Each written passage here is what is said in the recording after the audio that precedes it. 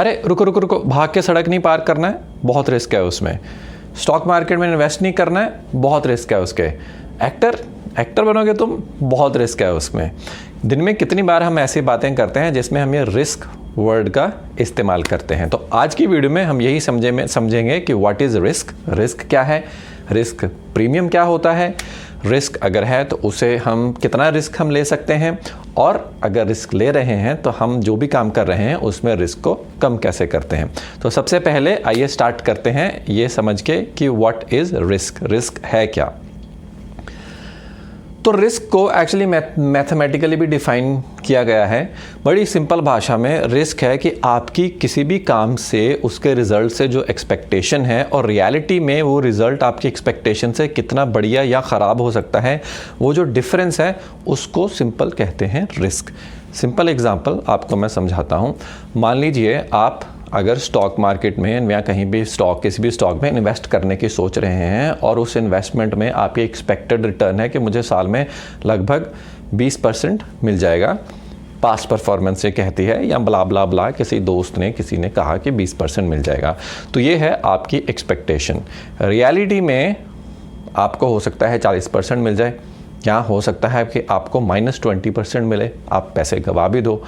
तो ये जो स्टैंडर्ड डिविएशन, मतलब आपका जो एक्सपेक्टेड या एवरेज रिटर्न था उससे ऊपर कितना जा सकता है और नीचे कितना जा सकता है, ये जो डिफरेंस है एक्सपेक्टेड रिटर्न और रियल रिटर्न में, मान लीजिए आपकी एक्चुअली -20 हो गई, तो एक्सपेक्टेड थी 20, रियल -20 हो गई, तो ये जब डिफरेंस आता है तो बस इसी डिफरेंस को हम कहते हैं रिस्क। कंफ्यूजिंग? एक और इंटरेस्टिंग एग्जांपल लेते हैं। अब जैसे आप कहते हो कि बच्चे को कहते हो, जब वो कहते हैं कि मुझे क्रिएटिव फील्ड में जाना है, एक्टर बनना है, तो आप कहते हो नहीं नहीं नहीं नहीं, एक्टर नहीं बनना है, बहुत रिस्क है उसमें।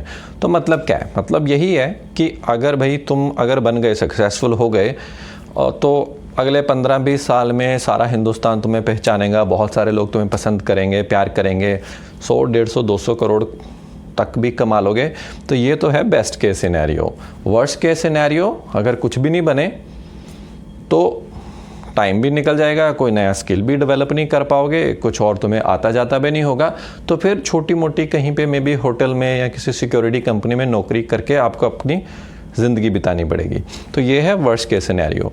तो ये एक्टिंग वाले करियर में, क्योंकि बेस्ट केस सिनेरियो और वर्स्ट केस सिनेरियो में बहुत बड़ी स्टैंडर्ड डिविएशन है, बहुत ज़्यादा डिफरेंस है, तो इसलिए हम कहते हैं उसको कि रिस्क बहुत बड़ा है। तो सिंपल भाषा में रिकैप, रिस्क क्या है? रिस्क आपकी एक्सपेक्टेशन और रियल रिजल्ट में जहाँ पे बहुत ज़्यादा डिफरेंस आ सकता है, उसी डिफरेंस को हम कहते हैं रिस्क। और रिस्क है तो रिस्क प्रीमियम भी है। रिस्क प्रीमियम क्या है?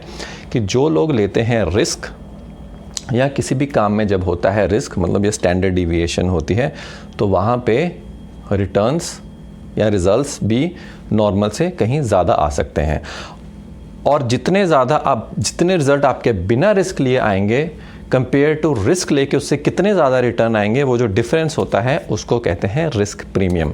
सिंपल एग्जांपल, मान लीजिए आप बैंक में गए, एफडी में आपने पैसे इन्वेस्ट कर दिए, 1 लाख रुपए की एफडी करवा दी, बैंक ने आपको दिया 6% इंटरेस्ट, तो ये आपके लगभग हो गए रिस्क फ्री रिटर्न। बहुत कम इसमें रिस्क है, उतने आपको जितने 6% बैंक ने बोला आपको मिल जाएंगे, अनलेस बैंक ही बंद हो गया, अब उसके चांसेस बहुत ही कम है। तो ये है आपकी एक तरह से रिस्क फ्री रिटर्न 6%। अब आपने स्टॉक में इन्वेस्ट किया, रिस्क ले रहे हो, ऊपर जा सकता है, नीचे जा सकता है, कुछ भी हो सकता है। स्टॉक में मान लीजिए आपको मिला 20%, तो एक्स्ट्रा कितना रिटर्न आपको मिला? 14%। 20 से 6 जो आपको एफडी में मिलने वाला था, तो ये जो 14% जो आपको एक्स्ट्रा मिला, ये है आपका रिस्क प्रीमियम। करियर के एग्जांपल में अगर हम इसके डिस्कस करते हैं, वही पुराने अपने क्रिएटिव फील्ड वाले, एक्टिंग वाले एग्जांपल पे चलते हैं, तो मान लीजिए अगर आप एक्टिंग में नहीं गए, आप ठीक ठाक आपने पढ़ाई की और आपने एक अच्छी खासी नौकरी ले ली, आज से 10 साल बाद आपकी सैलरी या ईयरली पैकेज आपका हो गया 12 लाख, 15 लाख, 20 लाख, ये आपका पैकेज हो गया। ये आपका हो गया लेट्स से, मान लीजिए कि रिस्क फ्री रिटर्न, एक प्रेडिक्टेबल करियर पाथ फॉलो किया और रिस्क फ्री रिटर्न।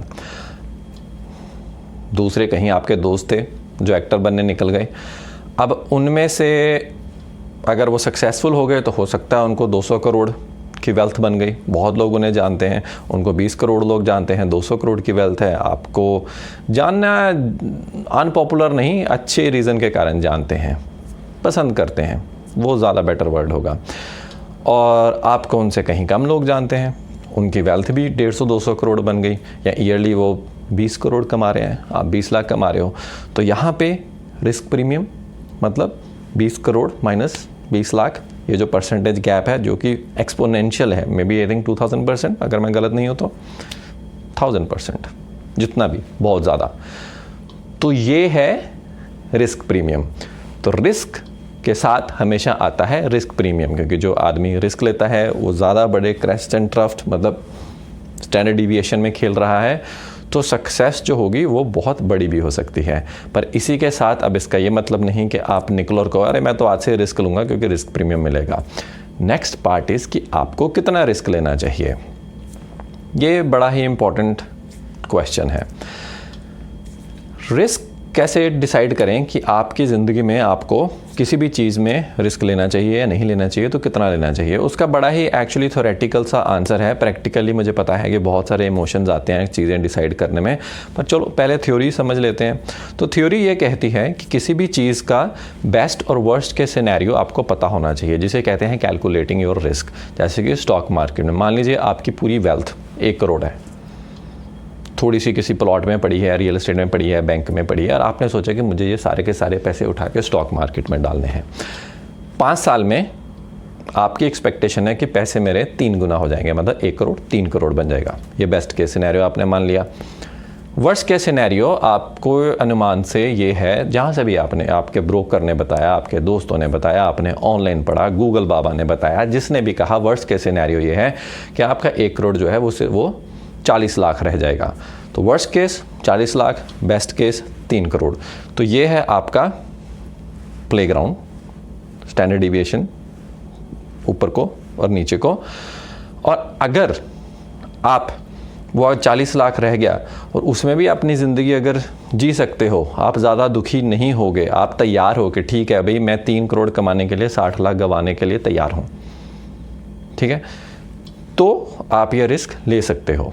लेकिन अगर आपके दिल में बहुत ज़्यादा धक धक होगी कि अगर 60 लाख चला गया तो दिल्ली बैठ जाएगा, घर बार में लड़ाइयाँ होगी, नहीं जी सकते आप, तो फिर आप वो रिस्क नहीं ले सकते।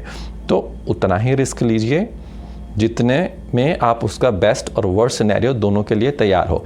कई बार बेस्ट से भी बहुत कुछ हो जाता है, उम्मीद से ज़्यादा भी मिल जाए तो उसका भी हार्ट अटैक हो जाता है। तो दोनों तरफ ये लागू करता है कि बेस्ट के सिनेरियो एंड वर्स्ट के सिनेरियो, उसी के बीच रहिए। ऐसे ही अगर आप क्रिएटिव फील्ड में जाना चाहते हैं, बेस्ट बन गए तो वो भी देख लो, वर्स्ट भी कैलकुलेट कर लो कि वर्स्ट के सिनेरियो में 5 साल बाद अगर मैं ये हुआ कि उसके बाद मैं अपनी ज़िंदगी जी सकता हूँ कि नहीं जी सकता हूँ, मैं उसके लिए तैयार हूँ कि नहीं हूँ। अगर तैयार हो तो रिस्क ले लो, नहीं तैयार हो तो फिर मत लो।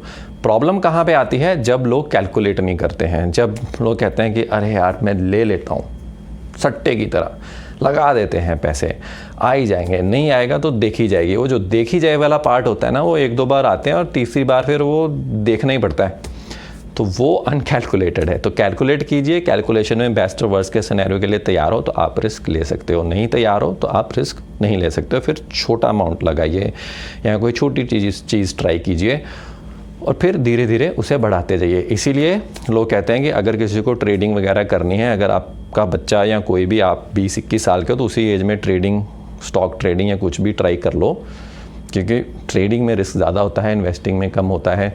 डिफरेंस क्या है वो किसी और वीडियो में डिस्कस करेंगे। तो ट्रेडिंग कर लो, क्योंकि उस एज में आप जितना भी लगा लोगे कितना गवा लोगे, क्योंकि अभी बाकी ज़िंदगी है कमाने के लिए, ठीक है। तो इसलिए अर्ली ऑन थोड़ा रिस्क आप ज़्यादा ले सकते हो। जैसे जैसे आप बड़े होते जाओ, रिस्पॉन्सिबिलिटीज़ बढ़ती जाती हैं, आपकी वेल्थ और बढ़ जाती है, मोह माया से प्यार बढ़ता जाता है, तो आपकी रिस्क टेकिंग कैपेसिटी कम होती जाती है।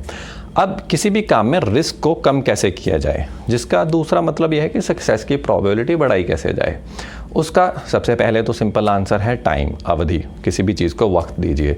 जैसे कि स्टॉक मार्केट में लोग कहते हैं कि लॉन्ग टर्म के लिए इन्वेस्ट कीजिए। लॉन्ग टर्म में क्या होता है कि छोटे टाइम में चीज़ें ऊपर नीचे जाती हैं, पर लॉन्ग टर्म में चांसेस आर कि ज़्यादातर चीज़ें जहाँ से शुरू हुई हैं उससे ऊपर ही होंगी। पहली चीज़ ये। दूसरी चीज़ लोग कहते हैं अगर नहीं कुछ समझ आ रही तो डिवर्सिफाई कर लो। डिवर्सिफाई मतलब कि 4-5 अलग अलग चीज़ें ट्राई करो, स्टॉक में अलग अलग स्टॉक बाय करो, इसलिए म्यूचुअल फंड बाय करो। नहीं समझ आ रही तो उन्होंने मल्टीपल चीज़ों में पैसे लगाए होते हैं। उसमें क्या होता है कि रिस्क प्रीमियम कम है, क्योंकि रिस्क कम कर दिया उन्होंने मल्टीपल चीज़ें लगाने के लिए, पर फिर भी यहाँ से शुरुआत की 4-5 सालों में उससे ऊपर ही होगा। Time, diversification. तीसरी, करियर में, लाइफ में, उसमें तो डिवर्सिफिकेशन नहीं हो सकती ना ज़्यादा, थोड़ी बहुत तो हो सकता है। लेकिन मान लीजिए आपका कि मुझे एक्टर बनना है, पर मैं डिवर्सिफाई भी करता हूँ, मैं साथ में स्पोर्ट्स के लिए भी ट्राई करता हूँ। अरे मैं और डिवर्सिफाई करता हूँ, मैं साथ में न्यूक्लियर साइंटिस्ट बनने के लिए भी तैयार करता हूँ। अरे नहीं मैं तो चौथा भी डिवर्सिफाई करूँगा, मैं पॉलिटिशियन बनने के लिए भी जाता हूँ। तो वो तो नहीं हो सकता ना, वहाँ पे डिवर्सिफिकेशन नहीं हो सकती। तो वहाँ पे क्या हो सकता है, वहाँ पे आपका स्वॉट एनालिसिस, मतलब अपनी स्ट्रेंथ, वीकनेस, अपॉर्चुनिटीज़ और थ्रेट्स सही आया। आप स्वॉट एनालिसिस कीजिए। क्या होता है वो गूगल पे समझिए। हम उसके 2 इंपॉर्टेंट वाले डिस्कस करेंगे, अपनी स्ट्रेंथ और वीकनेस। अपनी स्ट्रेंथ को पहचानिए, वीकनेस को इंप्रूव कीजिए।